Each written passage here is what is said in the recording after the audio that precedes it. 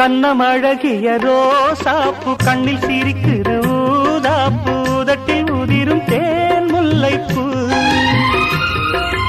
அஞ்சி ஒதுங்குது மாறாப்பு இன்னும் எதுக்கிந்த வீராப்பு அணைக்கு சிவக்கும் ஆவாரப்பூ